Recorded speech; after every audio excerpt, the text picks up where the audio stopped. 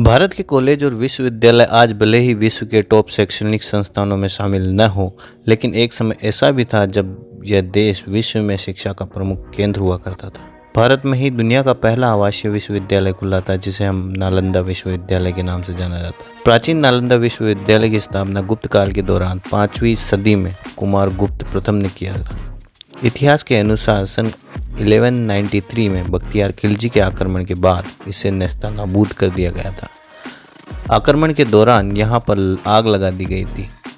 उस समय नालंदा विश्वविद्यालय के पुस्तकालय में इतनी किताबें थी कि कई सप्ताहों तक आग नहीं बुझी थी। इस आक्रमण में यहाँ कार्य करने वाले कई धर्माचार्य और बौद्ध भिक्षुओं को भी मार दिया गया था। नालंदा विश्वविद्यालय का पूरा परिसर एक विशाल दीवार से घिरा हुआ है, जिसमें प्रवेश के लिए एक मुख्य द्वार था। से दक्षिण की ओर मठों की कतारें थी। उनके सामने अनेक भव्य स्तूप और मंदिर थे। मंदिरों में बुद्ध भगवान की सुंदर मूर्तियां स्थापित की थी, जो अब नष्ट हो चुकी। नालंदा विश्वविद्यालय की दीवारों के अवशेष आज भी इतनी चौड़ी हैं कि इनके ऊपर आप ट्रक भी निकाल सकते हैं। पटना से लगभग 90 किलोमीटर की दूरी और बिहार शरीफ से लगभग 12 किलोमीटर की दूरी पर स्थित है। नालंदा विश्वविद्यालय स्थापत्य कला का अद्भुत नमूना है। आपको जानकर हैरानी होगी कि इस विश्वविद्यालय में 300 कमरे, 7 बड़े बड़े अध्ययन के लिए 9 मंजिला एक विशाल पुस्तकालय था, जिसमें एक समय 3 लाख से भी अधिक किताबें मौजूद हुआ करती थी। नालंदा को तक्षशिला के बाद दुनिया का दूसरा सबसे प्राचीन विश्वविद्यालय माना जाता है। आवासीय परिसर के तौर पर यह प्रथम विश्वविद्यालय है। यह 800 साल तक अस्तित्व में रहा था। इस विश्वविद्यालय में विद्यार्थियों का चयन मेरिट लिस्ट के आधार पर किया जाता था और यहाँ छात्रों को निःशुल्क शिक्षा दी जाती थी। इसके साथ साथ उसका रहना और खाना भी पूरी तरह निःशुल्क होता था। इस विश्वविद्यालय में एक समय में 10,000 से ज़्यादा विद्यार्थी शिक्षा ग्रहण करते थे और 2700 से ज़्यादा अध्यापक उन्हें शिक्षा देते थे। नालंदा में सिर्फ भारत ही नहीं बल्कि कोरिया, जापान, चीन, Tibet, Indonesia, Iran, Greece, Mongolia समेत कई दूसरे देशों के छात्र भी पढ़ने के लिए आया करते थे। महान सम्राट हर्षवर्धन और पाल शासकों का भी संरक्षण प्राप्त था। में 4 लाइन में भगवान बुद्ध की प्रतिमा है।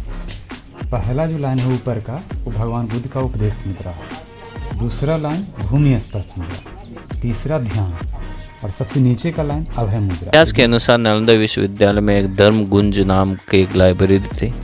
इसका मतलब है कि सत्य का पर्वत। लाइब्रेरी में 9 मंजिलें थी, जिसमें आपको अलग अलग विषयों से आधारित किताबें मिल जाती थी। नालंदा में छात्रों के लिटरेचर, एस्ट्रोलॉजी, साइंस, इतिहास, मैथ्स, आर्किटेक्चर, इकोनॉमिक्स, मेडिसिन और कई विषयों की किताबें पढ़ाई जाती थी। इस विश्वविद्यालय में कई महान विद्वानों ने भी पढ़ाई करी थी। उनमें से प्रमुख है हर्षवर्धन, धर्मपाल, वसुबंधु, धर्मकीर्ति, आयुर्वेद, नागार्जुन का नाम शामिल है। नालंदा यूनिवर्सिटी का इतिहास चीन के हैनसोंग और इत्सिंग ने खोजा था। इस विश्वविद्यालय की एक खास बात यह भी है कि यहाँ लोकतांत्रिक प्रणाली से सभी कार्य होते थे। खुदाई के दौरान 1.5 लाख वर्ग फीट में नालंदा यूनिवर्सिटी के अवशेष मिले हैं।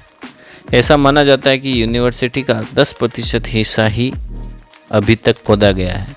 90% हिस्सा अभी तक जमीन के नीचे दबा हुआ। नालंदा शब्द एक संस्कृत शब्द है जो ना आलमदा के संधि विच्छेद से बनता है, जिसका अर्थ है कि ज्ञान रूपी उपहार पर कोई प्रतिबंध न रखना। नालंदा में जो हॉस्टल थे, वहाँ पे पढ़ाई के साथ साथ जो दैनिक जीवन में उपयोगी होने वाली चीज़ें जैसे कि खाना बनाना, लोहे बनाना, ये सारी विधियाँ भी उनको अपने हॉस्टल में बनाया जाता था। हॉस्टल 2 फ्लोर का था।